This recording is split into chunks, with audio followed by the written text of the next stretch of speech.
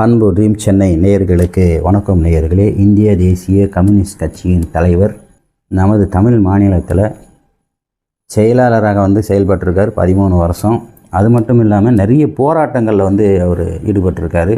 அதில் ஒரு போராட்டத்தில் மணல் கொள்ளையில் போராடி வழக்காடி ஜெயிச்சிருக்காரு. அது மட்டும் இல்லாமல் விவசாய சங்கத்தில் 25 ஆண்டுகளாக அவர் செயல்பட்டு அந்த விவசாயிகளுக்கு உண்டான போராட்டங்கள், அவங்களுக்கு என்னென்ன தேவைகள், என்னென்ன உரிமைகள் அவர்களுக்கு மீட்டு தர வேண்டுமோ அத்தனையும் மீட்டு கொடுத்துருக்காரு.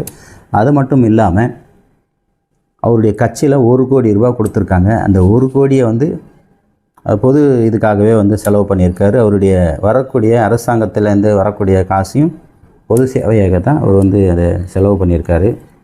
உதாரணத்துக்கு எடுத்துக்கங்க, நீங்கள் அதாவது கொள்ளை அடிச்சுட்டு ஒரு நெஞ்சு வலி வந்துச்சுன்னு வச்சுங்களேன், எவனாச்சும் ஈடி ரைடு இல்லாட்டி உடம்புக்கு சரியில்லை அப்படின்னா எல்லாம் எடுத்துகிட்டு போய் எங்கே பெரிய பெரிய மருத்துவமனைகளை பல லட்சம் பல கோடி செலவு பண்ணுறாங்க.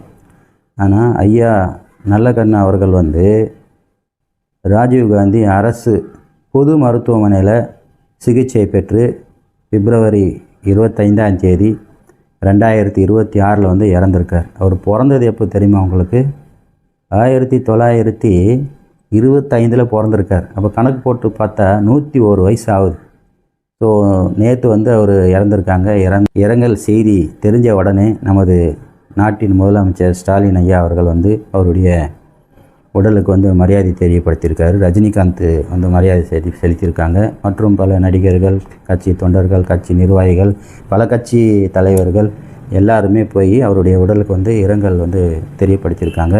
இருந்தாலும் ஐயாவுடைய உடலுக்கு நாம் அவருடைய ஆன்ம சாந்தியடைய பிரார்த்தனை செய்வோம். மற்றும் அவருடைய கட்சி தொண்டர்களுக்கும் நிர்வாகிகளுக்கும் மற்றும் அவரை விட்டு பிரிந்த அவருடைய உறவினர்களுக்கும் நாம் ஆழ்ந்த அனுதாபங்களை தெரியப்படுத்தி கொண்டு விடைபெறுவோம். நன்றி, வணக்கம்.